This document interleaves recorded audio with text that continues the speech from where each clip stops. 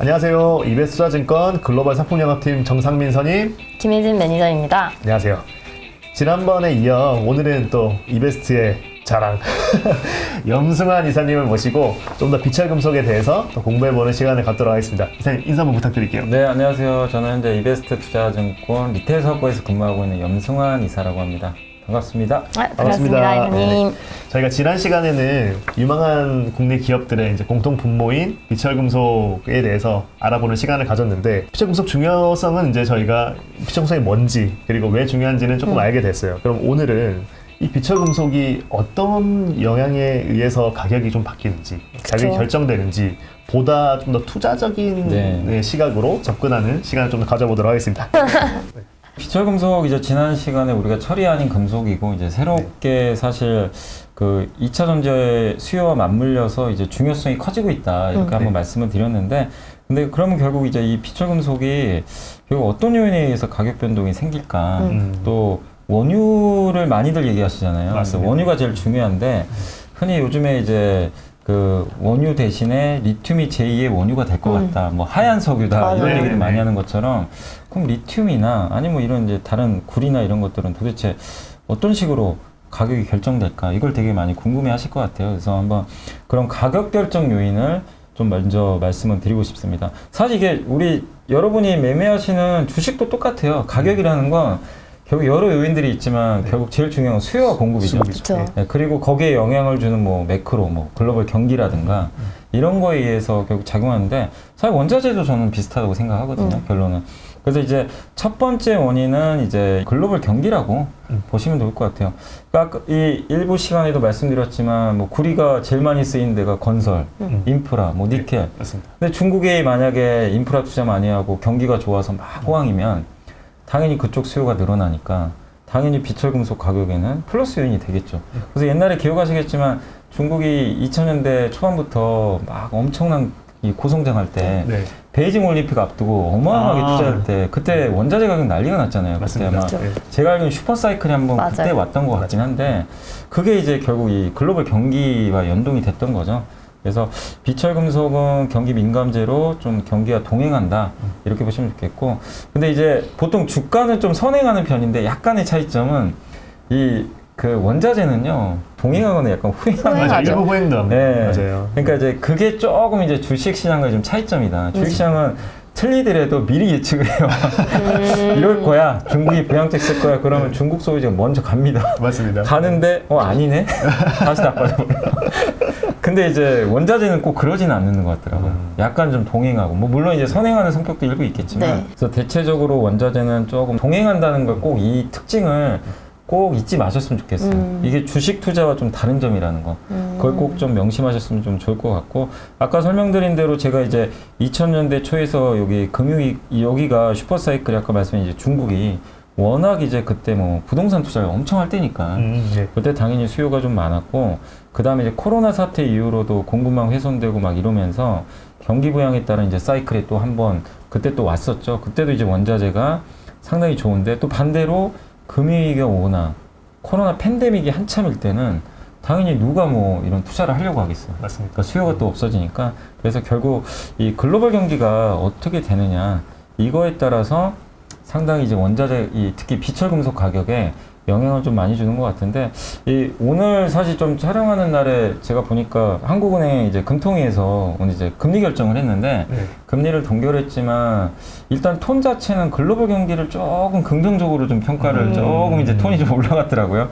국내 내수는 아직은 좀 보수적인데, 근데 이 비철금속 관심 있는 분들은 당연히 국내 내수 경기는 볼 이유가 없어요. 전혀 상관이 없어요. 사실 비철금속과는.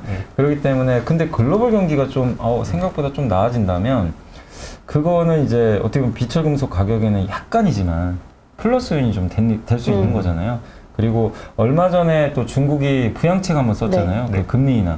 이제 그런 것들이 사실 중국 경기에는 어쨌든 마이너스가 될 요소는 또 아니기 때문에 그런 걸 종합을 해서 여러분들이 그런 뉴스를 봤다면 비철금속 가격이 그러면 여기 최근에 좀 많이 빠져 있잖아요.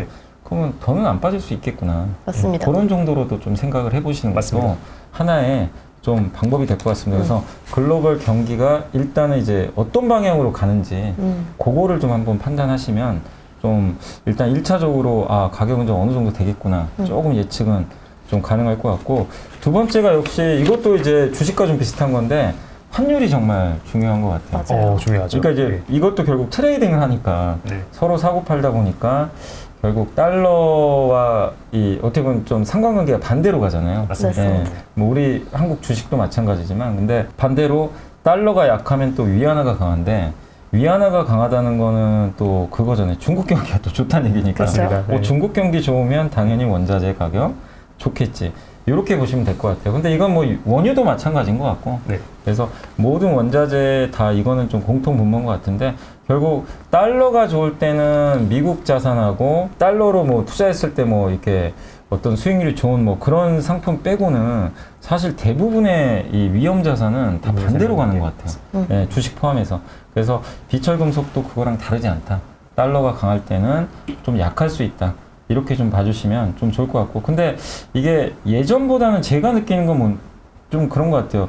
과거처럼 뭐 무조건 달러가 강하다고 원자재 가격이 무조건 빠지고 꼭 그런 것 같지는 않아요. 맞아요. 왜냐하면 작년에 그럴 거면 그렇게 달러 오르는데 뭐 2차 전지 원재료 가격들은 엄청 한번 빠졌어요. 폭등한, 예, 네. 그런 적도 있었기 때문에 네. 그렇게 보면 꼭 그게 무조건 달러와의 연동성이 예전보다는 좀 이게 상관관계가 제가 봤을 때는 조금씩 떨어지는 게 아닌가. 맞습니다. 과거에는 공식이 좀 맞았던 것 같은데 네네. 요새는 좀 많이 떨어지는 것 같고 그리고 저는 사실 제가 느끼는 건 달러보다는 저는 위안화가 더 중요한 것 같아요. 이제는. 맞습니다. 예, 위안화 가격이 어떻게 움직이냐에 따라서 결국 위안화가 오른다는 거는 중국 수요가 산다는 얘기랑 똑같다고 저는 보고 있거든요. 그래서 저는 이제 말씀드리고 싶은 거는 너무 달러보다는 위안화 방향이 좀 어디로 갈까? 예, 요걸 좀 보시면서 예측할 필요가 있는데 근데 예를 들면 이거죠. 여기가 지금 위안화가 좀 약한데 네. 더 약해질까? 요걸 이제 고민해 보는 거죠. 근데 지금 아까도 이제 글로벌 경기 말씀드릴 때 중국이 어쨌든 시진핑 주석이 부양책을 조금씩이나마 써주고 있고 금리 인하도 하고 있고 양회도 남아 있는데 계속해서 조금씩이나마 중국을 좀 부양하려는 의지들이 나온다면 위안화가 더 약해지긴 좀 어려울 것 같고 그렇죠. 그렇죠. 이 상황에서 달러랑 위안화는 또 반대로 가니까 근데 올해 어쨌든 미국은 금리 인하 할 거란 말이에요. 그죠. 네. 그러면 빠르면 미국 네. 달러 달러는 조금 그럼 맞- 위안은 또 상대적으로 네. 약간 강해지니까 그러니까 이런 것들을 조합을 해보시는 거죠. 이 투자하시기 전에 한번 비철금속 가격을 예측하기 전에 그러면 적어도 올해만큼은 위안화가 작년처럼 아주 나쁘진 않겠구나. 그럼 이거 자체도 비철금속의 좀 하방 요인이 되지 않겠냐. 이렇게 좀 보는 것도 저는 필요하다. 그래서 제가 1, 2번을 이제 보면서 말씀드리고 싶은 거는 1번, 2번의 공식대로 막 글로벌 경기 좋아서 막 가격 오르고 달러화가 막 빠지니까 또 오르고 막 이런 거보다도 이걸 통해서 상방이 막혔다, 하방이 막혔다. 그렇게 좀 판단하시면 어떨까. 맞습니다. 그러니까 지지 요인이다. 네네. 근데 달러가 계속 좀 강할 것 같은데 그러면 이제 상방이 좀 막힐 수 있잖아요. 맞습니다. 달러가 너무 또 강하면. 근데 어쨌든 달러가 너무 강하니까 뭐 옛날처럼 무조건 비철 빠진다. 이 공식은 좀 과거처럼 좀 잘 안 맞고 있다. 그죠. 그래서 네. 이 두 가지는 핵심 저는 공식이라기보다는 그냥 위아래를 조금 이렇게 막아주는 그러니까 투자 시에 꼭 고려는 할 필요가 있는 할 필요 요소다. 있다. 예, 그렇게 좀 볼 필요가 있는 것 같고 알겠습니다. 사실 제일 중요한 거는 이제 결국 이 수급 상황인 것 같아요. 실물 시장에서. 그렇죠. 제일 어렵고 제일 중요하죠. 네. 그래서 이제 결국엔 사는 사람이 많으면 오르는 거고, 아니 파는 사람이 많으면 이제 빠지는 건데, 근데 이제 결국 비철금속은 수요가 더 중요한 것 같더라고요. 맞아요. 확실히. 네. 예. 수요가 좀 중요한 것 같은데 어쨌든 이제 뭐 구리도 있고 알루미늄도 있고 아연도 있고 결국 이런 것들에 대한 이제 수요가 결국 어떻게 보면 우리가 수요상을 알려면 우리 전 시간에 다 공부했죠. 기승전 중국이에요. 맞습니다. 그렇죠. 네. 중국을 그냥 분석 안 하고는 네. 그냥 비철금속 그러니까 나는 중국 분석 안 하겠다. 그리고 비철금속 하겠다. 이거는 뭐 진짜 그냥 뭐 무기 없이 그냥 전쟁도 나가는 거랑 거의 맞습니다. 완전 똑같은 네, 거잖아요. 네, 그래서 네. 중국을 공부 안 할 수는 없는 것 같고, 근데 결국 중국에 대한 이제 경기가 수요가 좀 살아난다면 결국에 이쪽에 그 뭐 구리나 이런 이제 각종 비철금속 가격들은 저는 좀 오를 수밖에 없지 않나 이렇게 좀 보고 있는데, 근데 중국 내에서도 결국 제일 중요한 게 부동산 같아요. 그렇죠. 예, 일부 시간에 우리가 봤지만 제일 큰 수요처가 거기 건설이거든요. 예, 건설이고 또 운송 쪽이니까. 근데 운송도 다 연결이 돼 있잖아요. 인프라 그렇죠. 쪽하고. 인프라. 그래서 결국에 중국의 부동산 부양이 계속 이어지고 뭐 주택 가격이 오른다면 비철 금속 가격은 저는 뭐 가지 말라고 해도 오히려 올라갈 수밖에 없는 그런 구조인데, 그래서 실물 시장의 수급 상황에서 제일 중요한 게 수요 전망인데, 그 수요 전망을 할 때는 가장 우선순위로 일단 좀 보실 거는 결국엔 공급보다는 좀 그 중국의 수요 쪽, 네. 중국에서 실제로 네. 수요가 좀 살아나는지 그거를 좀 먼저 보실 필요가 있지 않나, 맞습니다. 이렇게 좀 보고 있습니다. 그리고 리튬도 많이들 물어보면, 아, 리튬이 그럼 도대체 뭔 상관이냐? 아, 리튬은 뭐 사실 인프라랑 상관없는 거 아니냐? 그죠. 근데 이 리튬도요, 왜 그러냐면 중국이 전기차 1등이에요. 그래서 지금 중국 경기랑 같이. 아. 배터리 엄청 찍어대고 있어요. 근데 저도 그때 작년에 한번 조사를 해보니까 중국 배터리가 엄청난 공급광이라고 하더라고요. 너무 많이 만들어가지고 나만 돈다고, 참고로 이제 쟁여놓는다 그러죠, 흔히. 네네. 그러니까 이제 리튬도 공급이 맞아요. 이제 많아질 수밖에 없는 거죠. 그러니까 리튬 공급광이 오고, 그러면서 이제 가격이 수요는 빠지고. 당연히 재고 쌓이는데 이게 수요가 늘어날 수가 없는 거죠, 없죠. 리튬. 예. 그러니까 결국 리튬이 뭐 미국이나 이런 유럽에서 수요가 없어서가 아니고, 결국 중국의 그 배터리 공급광이 이걸 만들어 버리다 보니까 리튬 수요가 없어지면서 리튬 가격이 정말 어마어마하게 빠져버린 거죠. 그렇죠. 그러니까 결국 리튬도 지금 어쨌까지 현재까지는 중국의 수요를 볼 수밖에 없는 것 같아요. 네. 근데 이제 한 가지 제가 좀 기억나는 게, 그 올해 작년이었나요? 그 경제공작회의에서 네. 중국이 했던 얘기가 구조조정 몇 개 하겠다. 그 대표적인 게 기억나는 게 네. 돼지 있죠. 그 돼지 네. 이제 사육하는 거. 네네네. 그 돼지 가격이 많이 떨어진 것 같더라고요. 거기도 좀 공급가, 맞습니다. 그거랑 네. 그 이 배터리 쪽, 네. 예, 그러니까 리튬하고 배터리 좀 찍어서 얘기한 것 같아요. 이쪽 좀 약간 그 공급 조절하겠다, 구조 조정하겠다. 그럼 이제 그 공급적인 측면인데, 네. 그만큼 수요 대비해서 너무 이제 수요가 좀 약했다고 봐야 되겠다. 수요가 안 풀리고 있죠. 안 풀리다 보니까. 그래서 여러분들이 어쨌든 이제 비철금속 모든 것들이 그냥 다 지금 중국과 연결이 돼 있기 때문에 맞아요. 결국 중국은 공산주의 국가니까 중국 공산당이 뭔 얘기하는지를 잘 들어야죠. 이건 반드시 들어야 되는 것 같아요. 그래서 저희 회사에도 정말 대단한 중국 전문가들이 많으니까 항상 도움받으시면 좀 되지 않을까. 그렇죠. 예. 비철금속 종류가 여러 개고 네. 각각의 수급 상황이 물론 차이가 있겠지만 아무래도 최대 뭐 소비처가 중국이다 보니까 네. 중국을 더 깊게 봐야 되는 거는 네. 맞는 말씀입니다. 네. 실제로 작년 연말에 이제 금리 인하 기대 올라가면서 증시나 다른 시장은 올랐는데 비철이 그렇게 많이 안 올랐어요. 맞아요. 중국 맞아요. 경기 안 살아나니까. 안 살아나니까. 특히나 부동산 지금 뭐 섹터가 네, 위험하다 뭐 이런 맞아요. 이야기가 있다 보니 아직은 네. 맞아요. 그러니까 이제 이런 걸 보면은 이 트레이더 분들도 당연히 아, 중국이 안 살, 이게 저도 아는 내용을 그분들이 모를 리는 없잖아요. 그렇죠. 전문가분들이. 네. 그럼 당연히 중국이 저 모양인데 굳이 내가 위험을 무릅쓰고 여기다 뭐 베팅을 해야 돼? 근데 그러다 보니까 이걸 살려는 수요가 좀 없는 거죠, 어떻게 보면. 맞아요. 네. 그게 좀 컸던 것 같아요. 그리고 이제 물론 이제 근데 우리가 수요 얘기했지만 다음 페이지 보시면 공급도 있잖아요. 네. 그렇다고 공급을 우리가 완전히 무시할 수는 없는 거니까. 근데 보면 이쪽 수요는 여기 똑같아요. 기승전 다 중국이 다 들어가 있습니다. 여러분도 보시다시피. 의도한 게 아닌데 네, 이렇게 어쨌든 됐네요. 여기 이제 중국은 네. 이런 식으로 이제 다 들어가 있다라고 좀 맞습니다. 봐주시면 좀 될 것 같고, 근데 이 왼쪽에 보시면 결국 이제 공급을 그럼 우리가 봐야 되는, 이건 좀 차별성이 별로 좀 없는 거니까 네. 그럼 공급을 본다면 이제 구리 같은 경우는 저 남미 쪽이죠. 네. 네, 남미 뭐 특히 칠레가 제일 중요한 것 같은데 네. 여기서 그러니까 구리가 저는 좀 잘 버텼던 배경 중에 하나가 공급이 부족해서 아닌가. 맞습니다. 맞습니다. 그 재고도 생각이죠. 없고. 예. 네. 왜냐하면 여기 광산노조 파업도 있고 현지 주민 마찰도 있고 또 세금 이슈도 좀 있었던 것 같고. 맞아요. 그리고 뭐 인건비가 올라서 네, 맞아요. 그런 그리고 것도 구리 있고. 광산을 새로운 광산을 캐는 게 아니라 저도 이제 그 최근에 이렇게 어떤 보고서를 보다 보니까 네. 거기 나왔던 자료가 구리가 이게 생각보다 좀 재고가 되게 좀 부족하다고 하더라고요. 맞습니다. 2005년 이후로 구리 재고가 역대 최저다. 맞아요. 재고가 최저인 이유가 신규 광산 개발을 아예 안 한다고 하더라고요. 그게 그리고 멈췄어요. 엄청 네. 어렵다고 들었어요. 네, 어렵고 그러면 옛날 광산을 캐야 되는데 네. 그건 품위가 떨어져 있을 거예요. 맞아요. 네. 그러니까 이제 만들어도 흔히 이제 우리가 반도체 수요를 얘기하는 거랑 똑같은 거죠. 네, 네. 제대로 된 제품이 안 나오니까 맞습니다. 그러면 제대로 된 양산을 할 수가 없는 거고, 그럼 공급은 계속 줄어들게 되고. 저도 네. 광산 투자가 일반적으로 리드 타임이 한 10년 근처라고 들었었고 네. 구리가 한 12년 정도 된다고 들었거든요. 그러니까 제가 오늘 당장 구리가 필요해서 광산을 개발을 하고 뽑아오는데 12년이 걸리는데 네. 당연히 그 기간이 긴 것만큼 기존에 나오던 공급처에서의 이슈가 공급에는 좀 더 큰 영향이 있는 네. 것 같더라고요. 네, 맞습니다. 그래서 구리 같은 경우가 어쨌든 그나마 좀 견조했던 거는 수요는 좀 비슷한 것 같은데 뭐 이렇게 왜냐면 중국이 좀 안 좋으니까 이게 근데 일시적인 게 아니라 좀 구조적인 문제 같아요. 네. 예, 그래서 저는 이제 제가 뭐 전문가는 아니지만 비철금속을 제가 공부를 한번 이렇게 몇 개 이렇게 해본 결과로는 나중에 중국 수요만 살아나면 좀 구리가 그래도 제일 낫지 않겠냐.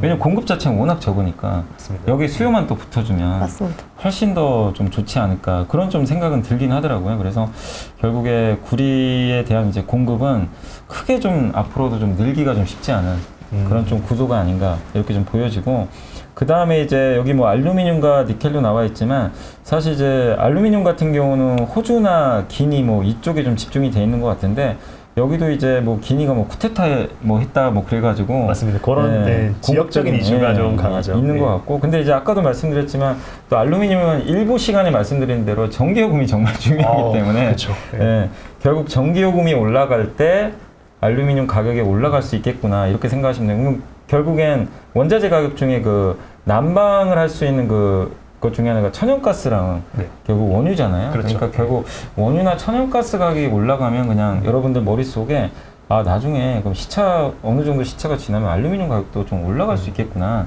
그렇게 좀 생각하시면 되겠고 옛날에 중국이 코로나 때 한번 전기 난리 난 적이 한 번 있었잖아요. 네. 근데 이제 요새 또 나오는 얘기가 올해 연말이나 하반기에 라니냐 온다는 얘기가 있어요. 라니냐가 왜냐면 네. 엘니뇨는 덥잖아요. 네. 라니냐는 춥거든요. 맞습니다. 기온이 낮기 때문에 근데 라니냐가 오면은 그 작년인가 재작년에 한번 네. 그 유럽이 너무 따뜻한 적이 있었죠. 맞아요. 그래서 네. 걱정했는데 천연가스 가격 다 폭락해 버렸잖아요. 근데 그렇죠. 네. 올해 연말에는 좀 오르지 않을까 이렇게 분석하신 분들도 일부 아유. 계시더라고요. 왜냐하면 라니냐가 올 확률이 한 70% 정도 된다고 하더라고요. 높네요. 근데 만약에 그게 오면 네. 일단 추워지니까 난방 수요가 일단 늘어나게 그렇죠. 되잖아요. 그럼 천연가스 가격 오르고 그럼 전기요금은 지금보다 오르게 되겠죠. 음. 그런 상황에서 중국 수요가 나쁘지 않다면 알루미늄 가격은 이제 이 구리랑도 좀 비슷한 것 같아요. 여긴 전기요금이 오히려 올라가지고 네. 약간 또 가격이 알루미늄도 올해 연말에는 또 한번 오르지 않을까. 맞습니다. 예. 특히나 비철금속은 뭐 아시겠지만 그 금속 가격 자체가 본인들의 이제 판가나 이런 데 워낙에 크게 작용하다 보니까 다른 것보다도 이제 공급으로 인한 아니면 수요로 인한 이 가격이 비철금속의 가격 변동이 특히나 그 기업이나 아니면 어떤 산업에 크게 영향을 좀 끼치는 것 같더라고요. 맞아요. 그리고 아까 알루미늄도 말씀해 주셨는데 심지어 이제 에너지 가격이 너무 많이 올랐을 때는 중국 뭐 지방 정부가 공장 가동을 멈추라는 멈추라고. 뭐 또 전력 제한하잖아요. 그죠? 그러면 이제 공급이 당연히 나올 수가 없으니까 그런 이슈들도 이제 크게 영향을 끼치더라. 예, 맞는 것 같습니다. 네. 그리고 이제 니켈 같은 경우는 이제 인도네시아가 제일 중요한 것 같긴 해요. 근데 이제 맞습니다. 중요한데 결국 니켈도 지금 인도네시아가 이제 지금 수출을 좀 제한하고 있기 때문에 공급을 좀 크게 물론 이제 자체적으로는 생산을 계속 하겠지만 어쨌든 이제 원강 수출 같은 거 이제 제한하는 그런 이제 정책들이 좀 계속 나오고 있어서 이쪽도 일단 공급은 그렇게까지는 좀 크게 늘지는 않는 것 같은데 다만 이제 이쪽 지역이 우기가 왔을 때는 또 비가 많이 오고 나면 뭐 구리도 마찬가지지만 장마 오고 막 이러면 그 가동을 못 하니까 좀 날씨가 좀 중요한 것 같아요. 그렇죠. 특히 그래서- 필리핀 지역이 좀 그걸로 많이 그래서 참 이게 그렇죠. 비철금속도 그렇고 원자재도 뭐 원유 빼고는 원유나 이런 거 빼고는 날씨도 알아야 되니까 저희가 참 네, 항상 뭐 엘니뇨, 네, 맞아요, 라니냐. 맞아요. 오늘 아침에 눈 올지도 몰랐었는데 저는 근데 이제 저는 엘니뇨 라니냐는 좀 알아두시면 좋을 것 같아요. 맞습니다. 이게 작년부터 느꼈던 게 뭐냐면 작년 초에 저희 회사에서도 아마 보고서가 나온 걸로 알아요. 엘니뇨 올 것 같다. 작년 초로 왔는데 네. 근데 실제로 엘니뇨 왔었잖아요. 맞습니다. 왔는데 엘니뇨 예측하면서 봤던 것 중에 하나가 농산물 가격 많이 떨어졌거든요. 맞아요. 네. 정확히 맞았잖아요. 맞아요. 밀가격이 급락을 해버렸어요. 근데 지금도 빠지고 있잖아요. 근데 그런 것처럼 그런 것들이 또 물가에도 영향을 주니까 주식시장에도 사실 영향을 주거든요. 줄 수가 장기적으로. 없죠. 네. 그래서 여러분들이 좀 이런 기후변화 요것도 좀 뭐 어려울 수는 있지만 그래도 엘니뇨 아니냐 정도는 조금 이렇게 좀 어떤 건지 좀 알아두시면 그러니까 맞습니다. 지금이 엘니뇨인지 아니냐 정도만 알아두셔도 네.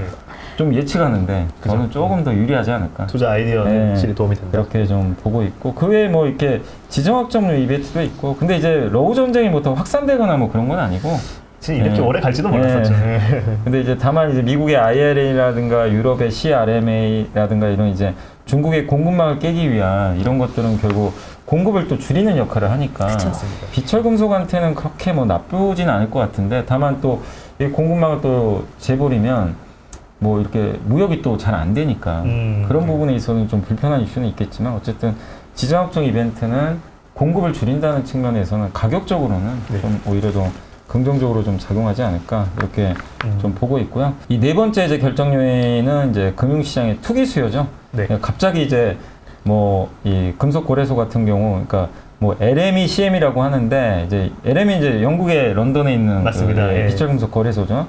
여기를 통해서 이제 거래들을 많이 하는데 우리 이제 작년에 뭐 에코프로도 기억하시겠지만 주가가 오르면 그거죠. 이 정도 많이 오른 것 같은데 거기서 몇 배가 더 가요. 맞아요. 근데 그게 왜 그러냐면은 사람들이 다 쏠려서 그런 거죠. 기대감. 근데 어느 자산이나 다 똑같은 것 같아요. 기대가 높아지면 원자재도 쏠려서 이게 오버슈팅이 나오고 네. 빠질 때 옛날에 코로나 때 원유 가격 마이너스 난다는 게 말이 안 되는데 아, 그럼요. 마이너스도 보게 되고 맞아요.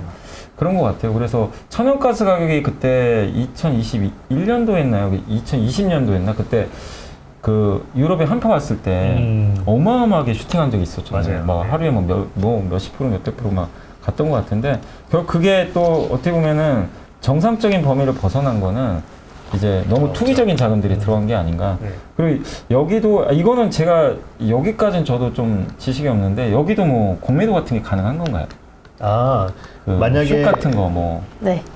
가능하죠. 뭐 답은 가능한데 네. 저희가 보통 비철금속을 투자를 할 때 네. 이제 선물 거래소에서 투자를 많이 하다 보니까 네. 그거는 이제 선물 거래소의 특성상 상품의 특성상 이제 공매도도 당연히 공매도 가능하다. 그래서 여기도 네. 뭐 숏스키즈나 이런 거 다 가격 급등 요인에 항상 있습니다. 그래서 아마 그런 이제 우리 이제 공매도 쇼 스키즈 이렇게 들어가면 네. 주가가 엄청나게 올라버리잖아요. 맞습니다. 그거 네. 이제 환매하면서. 네네. 그러니까 이제 방금 말씀하신 대로 오르면 오를수록 이제 매도 쳤던 데서는 네. 다급해지니까 맞습니다. 더 이렇게 오르죠. 되는 거예요. 그러니까 그런 부분도 또 비철금속의 특징 중에 하나다. 그러니까 어떻게 보면은 주식 시장과 좀 유사한 면이 되게 많은 것 같아요. 맞아요. 그럼요. 네, 금융자산처럼. 많은데 다만 수요 측면에서 이제 정리를 좀 해드리면 중국의 수요가 너무나 중요하다는 거. 그게 좀 중요하고 그 다음에 이제 구리나 이런 이제 알루미늄이나 뭐 니켈 같은 경우 각각의 채굴하는 지역이 다르니까 네. 거기서 공급 이슈가 어떻게 작용하는지 그걸 좀 꼼꼼히 체크해 보는 게 조금 약간 차별점이 아닌가라고 좀 말씀을 좀 드리고 싶습니다. 조금 더 뭐 금융시장 투기수의 첨언을 네. 하자면은 이제 저희가 흔히 거래되는 실물에 사용되는 비철금속은 이런 주요 거래소 뭐 LM이나 CM에서 네네네. 나오는 가격을 기준으로 하는데 네. 그 가격이라고 하면 이제 금속의 가격이잖아요. 그래서 저희가 또 다른 금융상품 뭐 ETF나 아니면 뭐 주가도 그럴 거고 그 비철금속의 가격이 그 다른 금융 상품의 또 기초 자산이 되는 케이스가 있기 때문에 뭐 네. 그런 ETF의 뭐 리밸런싱이나 아니면 특정 섹터의 자산이 유입이 되거나 할 때도 이제 금속 가격에 영향을 끼친다라는 네. 점을 알 수 있었습니다. 이렇게 쭉 보니까 뭐 경기부터 시작해서 달러, 위안화, 뭐 수급 상황, 여기 투기 포지션까지 이게 가격을 움직이는 변수가 너무 많아서 네. 좀 어렵긴 한 것 같아요. 네. 근데 사실 주식 투자도 똑같죠? 네, 주식 투자도 변수가. 매크로 알아야죠. 뭐 네. 금리, 환율 정도 모르고 투자할 수 없잖아요. 그러니까요. 맞아요. 그리고 여기 비철금속의 각각의 특징인 것처럼 내가 삼성전자 투자하는데 반도체 모르고 투자하면 말이 안 안 되잖아요. 되죠, 그죠. 안 되죠. 근데 그거랑 똑같다고 저는 봐야 된다고 생각합니다. 그래서 당연히 모든 각각의 특징들을 네. 다 다르기 때문에 네. 그래서 오히려 이런 게 또 투자할 때 재밌는 것 같아요. 그럼요. 다 똑같아요. 네, 공부할 이유가 없잖아요. 그냥 뭐 삼성전자랑 모든 게 다 똑같이 움직이니까. 그럼 좋습니다. 전자만 공부하면 되는데. 좋습니다. 네, 그래서 또 그런 것들 때문에 저는 그 하워드 막스가 했던 얘기 제일 좋아하는 것 중에 하나가 네. 남보다 지식의 우위에 서야 된다고 하더라고요. 오. 뭐냐면 남보다 왜 먼저 공부를 해야 되냐면 네. 그 공부를 먼저 해서 만약에 내 비철금속의 이런 특징을 알면 어떤 중국의 어떤 정책 변화가 딱 생겼어요.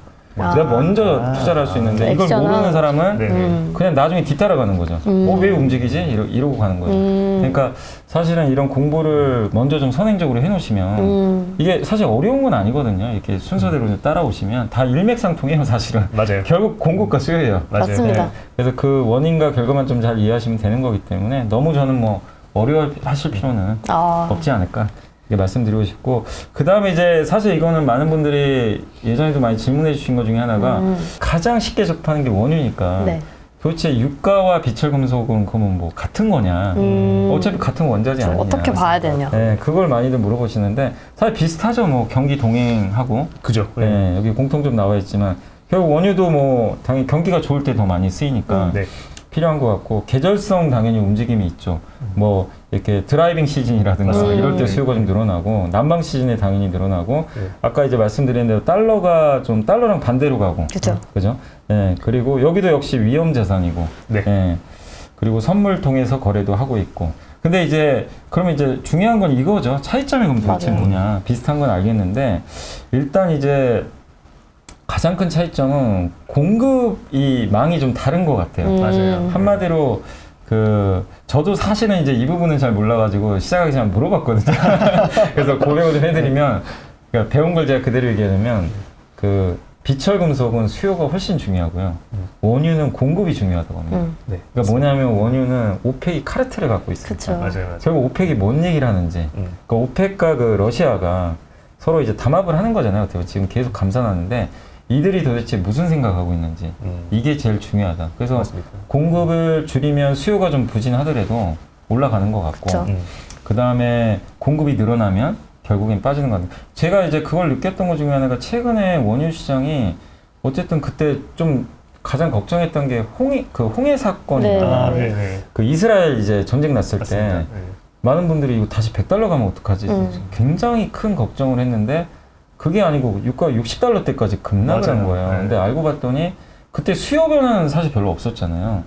근데 왜 이렇게 유가 내려간지 알아봤더니 미국이 이제 미국이 공급을 그렇죠. 미국 네. 기업들이 네. 어느새 막 세일을 증산을 많이. 엄청 한 거예요. 그러니까 사우디나 이런 회사들은 이제 어차피 감산하는데 네. 더 감산하기는 어려운 상황에서 맞아요. 미국이 이제 완전히 뒤통수 때려버린 거죠. 맞아요. 맞아요. 그러니까 결국엔 중요한 건 옛날에는 이제 오펙의 영향력이 정말 물론 컸습니다. 컸는데 이것도 좀 뭔가 바뀌는 게 오펙의 영향력이 과거처럼은 커지진 않는 것 같아요. 맞아요. 조금씩. 왜냐하면 얼마 전에 그 오펙 회의에서는 앙골라가 나 안 해버리겠다 면서 뛰쳐나가 버렸고, 그리고 미국이 지금 세계 최대 원유 생산국 중에 또 어떻게 보면 하나잖아요. 맞아요. 하나인데 이 나라가 계속 지금 증산을 하고 수출을 한단 말이에요. 거기다가 이란은 옆에서 사우디 안 도와주고 저기 중국이나 네. 그 러시아로 계속 수출하고 있고, 근데 맞습니다. 그거를 미국은 수수방관하고 있고, 그러니까 공급 루트가 오펙이 장악한 이 루트가 좀 깨지고 있는 것 같아요. 맞아요. 그러다 보니까 원유가 그들의 생각처럼 이렇게 구조적으로 공급이 줄 수 없는 맞습니다. 그런 상황으로 가는 게 아닌가.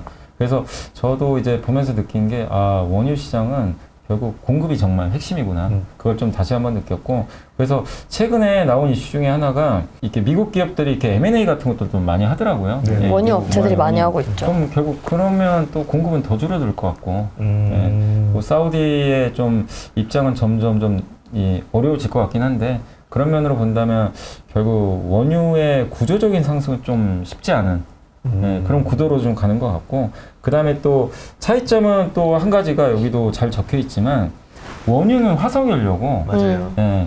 근데 원유의 이 비철금속은 물론 여기도 뭐 화석연료가 있겠지만 차이점은 얘네가 사용하는 수요처는 또 친환경 수요가 되게 많아요. 맞습니다. 맞습니다. 이게 좀 대척점이 있는 거여서 장기적으로 봤을 때는 결국엔 수요 면에서는 확실히 이쪽 원유보다는 비철금속이 좀 유리한 면이 있는 거 아닌가.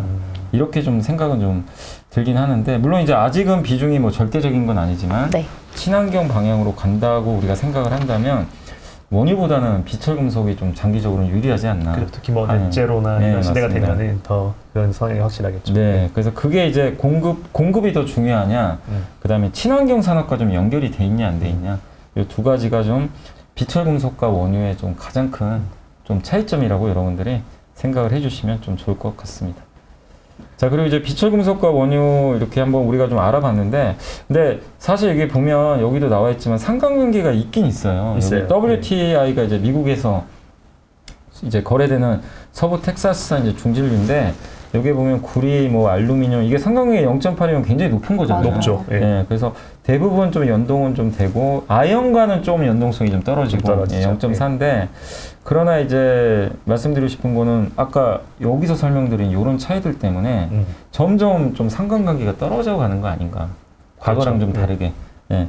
이게 이 쓰이는 산업 구조 자체가 좀 바뀌어 버리다 보니까 그죠. 특히나 네. 이제 금속 간의 상관관계보다는 이제 금속과 원유를 놓고 봤을 때 그런 인간관계, 네, 직접적인 인간관계는 또 없는 거. 조금 예. 떨어진다라고 할 수 있겠네요. 맞습니다. 그리고 이제 뭐 방금 이제 설명드린 대로 이제 원유와 이런 이제 아까 말씀드린 이제 구조적인 그런 차이들 때문에 네. 직접적인 인간관계는 좀 다소 낮아지고 있다. 맞습니다. 라고 좀 보시면 좀 좋을 것 같습니다. 그리고 이제 탄소 얘기, 뭐 탄소 중립 얘기를 저희가 계속 해드리는 것처럼 현재 세계는 지금 내연기관이지만 어쨌든 이제 우리가 일로 넘어가는 걸 누구도 막을 수는 없는 거잖아요. 그럼요. 예, 지구 온도를 낮춰야 되기 때문에 그런 면에서 앞으로의 쓰임새는 점점 더 그 비철금속 쪽으로 갈 수밖에 없는 것 같고 결국 이게 요 밑에 있는 것들이 대부분 탄소 관련된 것들이 맞습니다. 화석연료인데 네. 이쪽에 보시면 요 그래프가 이렇게 정점을 찍고 이제 내리막길밖에 사실 안 남았거든요. 네. 네, 그래프는 내리막길인데 그럼 여기 낮아진 걸 누가 차지하느냐? 여기가 차지하는 거죠. 친하게 네, 결국 이제 뭐 수소도 있고 풍력도 있고 그 다음에 뭐 여기 태양광도 있을 거고 근데 여기에 들어가는 원재료가 바로 비철금속이라는 거죠. 아까 맞습니다. 우리 일부 시간에 배웠던 것처럼 결국엔 이 에너지 전환 시대의 비철금속의 중요성은 장기적으로 계속 이어질 수밖에 없다. 이렇게 보시면 되겠고 여기도 좀 나와 있지만 결국 구리가 여기 있고요. 알루미늄, 니켈이 있는데 2020년이죠. 근데 이제 요 위가 이제 2050년인데 점점 이제 그 가면 갈수록 이런 이제 신재생 에너지에 대한 좀 비중들은 늘어날 수밖에 없다. 이렇게 좀 보시면 좋을 것 같고 구리만 해도 제가 이제 한번 자료 조사를 해보니까 내연기관차에 들어가는 그 한 대당 네. 구리가 한 23kg 정도인가요? 아마 그 정도 들어가는 것 같더라고요. 네. 근데 전기차에 들어가는 게 한 대당 83kg. 맞아요. 몇 배로? 그러니까 거의 한 네. 4배 가까이 되는 그죠? 거죠. 예. 그러니까 이제 구리 수요가 늘 수밖에 없고 여기 배터리에 들어간 니켈 이런 것들이 다 전기차에 들어가게 되고 태양광 풍력 설치하는데도 구리가 많이 굉장히 많이 들어갑니다. 들어가요. 근데 이거는 화석연료에서는 사실 안 들어갔던 것들이잖아요. 네. 이제 그런 식으로 이제 에너지 전환이 실제로 이루어지고 있기 때문에 비철금속 수요는 근데 아까 말씀드린 비철금속은 수요가 중요하다고 했기 때문에 맞아요. 공급보다 그런 면에서 좀 미래는 좀 밝아 보이지 않나. 네, 말씀해주신 것처럼 저희가 이제 요즘 투자자들이 관심 있는 게 전기차 배터리여서 네, 맞아요. 배터리 위주로 말했지만 사실 뭐 태양광, 풍력 또 그걸 잇는 전선들 예. 다 뭐 비철금속이 소재라서 예. 그리고 전기차도 다니려면 주유소처럼 충전소 있어야 되잖아요. 그죠. 또 충전소 지을 때 또 비철금속 들어가야 되고 그다음 전기차가 엔진에 알루미늄이 안 들어간다고 하더라도 배터리 성능이 좋아지려면 차체가 가벼워야 되니까 또 알루미늄 성분을 높이고 맞습니다. 저희가 인지하지 못한 부분에서도 사실 비철금속이 훨씬 더 많이 쓰일 수 있는 가능성이 있다라는 예, 맞습니다. 이야기였습니다. 그리고 이제 요게 좀 이제 근데 참 어려운 내용이죠. 그 맞아요. 여기 이제 한번 보시면 핵심 강물 수입 비중 보시면 뭐 그냥 다 빨간색입니다. 저도 이제 이 자료 보기 전에도 예전에 다른 자료에서도 네. 보고 깜짝 놀란 게 트럼프가 화낼만 해요. 예, 너무 압도적으로 그냥 중국 비중이에요 다. 맞아요. 그러니까 리튬 우리 리튬 중요하다는 얘기 많이 하는데 수산 리튬의 84%를 지금 중국이 꽉 잡고 있고 근데 이거는 사실 주식 투자 아이디어로 보면은 이 공급망을 깨는데 도와주는 기업들은 수혜를 받는 거죠. 맞아요. 그러니까 작년에 포스코가 그래서 급등을 했던 거고. 오히려 왜냐면 이제 자체적으로 공급망을 포스코가 만들어서 미국에 수출한다면 중국 대체해야 하는 효과가 생기니까. 그래서 그런 기업들이 이제 주가 올라간 게 작년에 이제 1위였는데 근데 보시면 너무 지금 압도적으로 중국 비중이 많다는 거. 예. 그러니까 우리가 중국의 정책을 공부 안 하고서는 사실 비철금속을 좀 알기는 굉장히 좀 어려운 것 같아요. 근데 이제 장기적으로 봤을 때는 미국이나 유럽이 이걸 좀 깨려고 하니까 네. 예, 그 부분에 있어서는 계속 이게 뭐 당장 뭐 이거를 중국 비중을 깰 수는 없겠지만 점진적으로는 중국 비중은 어쨌든 시간이 지나면 지날수록 좀 낮아질 수밖에 없을 것 같다. 이렇게 보고 있지만 그게 1, 2년 내에 뭐 이루어질 일은 아니기 때문에 투자하신 분들은 좀 장기적인 관점에서 중국 비중이 줄어든다 정도로 좀 봐주시면 좀 좋을 것 같고 그러다 보니까 결국엔 그 재활용, 네, 리사이클링 쪽. 리사이클링 그쪽이 사실은 좀 커질 수밖에는 없는 것 같아요. 그래서 여기 보면 다 모든 게 중국이 지금 몰려 있다 보니까 여기도 그냥 딱 보셔도 그냥 눈에 중국밖에 안 들어오실 거예요. 그러니까요. 모든 이제 배터리 광물 공급망. 근데 이걸 깨기 위해서 계속 이제 차라리 배터리 재활용하는 공장 짓자. 네. 뭐 이런 것들이 나오는 그런 이유들이 아닌가라고 좀 보고 있습니다. 이래서 상사의 중요성도 커지는 게 네. 자체 이제 먹거리 조달 이런 것들이 네. 누가 확보하냐가 이제 핵심이 되는 네, 거죠. 맞습니다. 그러면 우리가 이제 비철금속에 대해서 한번 이제 실제적으로 투자할 때 좀 필요한 내용들을 다 한번 알아봤는데 그러면 이 정보를 좀 어디서 얻어야 되냐 아마 그것도 좀 궁금하실 것 같은데 저희 이제 회사에 그 자료 좀 올려주잖아요. 맞아요. 네. 애널리스트가 또 네. 우리 저희 회사에 이제 원자재 사실 그 전담. 홍성기 연구원님이 맞습니다. 새로 또 데뷔하셨었죠. 그래서 원자재 애널리스트 정기 자료가 저희 이베스트 그 홈페이지에 다 이렇게 네. 올라와 있으니까 여기 보시면 투자 정보 메뉴 쪽에 리서치 쪽에 커머디티가 이제 원자재거든요. 그래서 이쪽에 보시면 이렇게 그 업데이트를 이렇게 주기적으로 좀 해주시니까 네. 이런 것들을 좀 보시면서 여러분들이 한번 지금 어떤 흐름이구나 이렇게 보시면 좋겠고 오늘 제가 한번 자료 홍성기 연구원이 자료 올리셨더라고요. 한번 읽어봤는데 네. 유가 올려. 유가에 대해서 맞아요. 유가 네. 올렸어요. 아직은 오르기 어렵다. 박스권이다. 박스권이다. 그렇죠. 약간 그런 네. 내용이더라고요. 근데 그게 맞고 안 맞고를 여러분이 생각하지 마시고 그 논리가 있어요. 맞아요. 그러면 그것만 읽어도 원자재가 이렇게 움직이는구나. 그래서 이렇게 보는구나. 그걸 보시면 좋을 것 같아요. 그냥 결론만 보지 마시고. 그리고 뭐 그래서- 결론에 동의를 하시던 안 네. 하시던 그 나와 있는 데이터들은 사실 사실인 데이터인 네, 사실. 거잖아요. 네. 그래서 참고도 하시고. 근데 그걸 개인 투자분들이 그 데이터를 볼 수는 없잖아요. 맞아요. 그 조금 굉장히 네. 비싼 편이죠. 그렇죠. 맞아요. 예. 근데 이제 저희 증권사 홈페이지 보면 무료로 다 볼 수 있는 거니까. 맞아요. 다 번역도 해주시고. 예. 맞아요. 그리고- 대화로 했으니까. 그리고 원자재뿐만 아니라 저희 중국 쪽 담당하시는 네, 백관열 맞아요. 연구원님도 네, 계시고 네. 또 기업 쪽으로 가시면 아까 말씀해주신 그 합동으로 낸 보고서에 네, 뭐 안혜수 연구원, ESG 김윤정 연구원 네. 이렇게 뭐 다양하게 있습니다. 네. 그거 같이 보실 때 원자재도 같이 보시면 뭔가 종합적인 투자 아이디어를 얻는 차원에서는 그게 도움이 되지 않을까 생각합니다. 사실 이제 원유 분석할 때 또 글로벌 경제 이거 다 분석을 해야 되니까 맞아요. 그거 보면서 비철금속 힌트도 다 얻을 수 있을 것 같아서 저희 홈페이지 오셔가지고 중국이나 이런 원자재 시황을 매주 이렇게 체크해 주시고 또 특히 중국 시황은 매일 올려주시더라고요. 맞아요. 맞아요. 일일 시황이에요. 그래서 우리는. 그거 좀 자주 좀 참고하시면 중국 정책이 지금 어떻게 가고 있구나 네. 이렇게 좀 알 수 있으니까 한번 도움 받으시면 뭐 좋을 것 같습니다. 이건 저희 네, 팀 대리- 시황인데 대리님 한번 소개하시죠.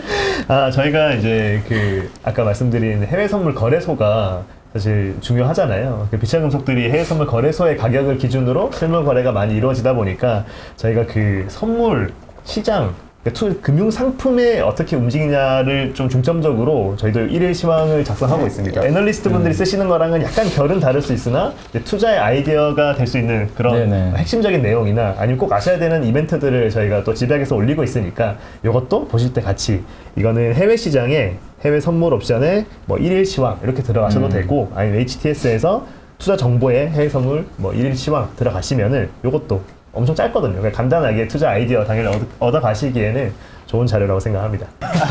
이사님이 잘 설명을 해주셨는데요. 비철금속이 중요한 건 저희가 1부에서 알았고 그다음에 2부에서 비철금속의 가격을 결정하는 요인들이 뭐가 있나라는 것들을 좀 더 체계적으로 보는 시간을 가졌습니다. 그럼 비철금속이 특히나 장기적으로는 지금보다 더 중요해질 텐데 그럼 우리 투자는 어디서 하죠? 이런 의문 많이 가지고 계실 거예요. 뭐 ETF도 검색해 보셨을 거고. 그래서 저희가 3부에서는 이런 중요성을 가지고 있는 비철금속을 어떻게 투자할 수 있는지 알아보도록 하겠습니다. 그럼 3부에서 뵙겠습니다. 감사합니다. 감사합니다.